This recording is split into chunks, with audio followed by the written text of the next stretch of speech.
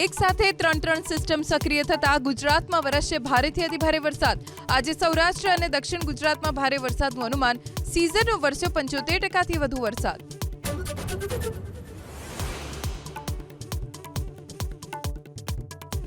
પ્રસિદ્ધ પ્રવાસન સ્થળ દીવમાં આજથી સહેલાણીઓ માટે બીચ મુકાશે ખુલ્લો।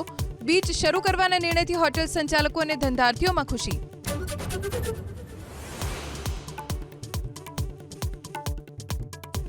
આણંદના આંકલાવ શહેર ભાજપ સંગઠનમાં ભડકો। શહેર સંગઠન મહામંત્રી બાદ વિવિધ મોરચાના પ્રમુખ અને શક્તિ કેન્દ્રના ઇન્ચાર્જ સહિત એક સાથે 22થી વધુ હોદ્દેદારોના રાજીનામા।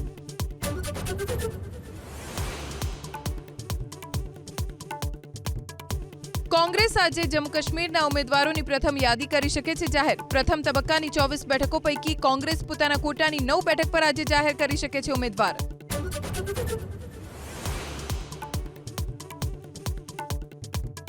પીએમ મોદી પોલેન્ડ અને યુક્રેનનો પ્રવાસ પૂર્ણ કરી આજે બપોરે પરત ફરશે ભારત। રશિયા યુક્રેન વચ્ચે ચાલતા યુદ્ધ મુદ્દે પીએમ મોદીએ ઝેલેન્સ્કીને બંને દેશોને વાતચીતથી ઉકેલ લાવવા કરી અપીલ।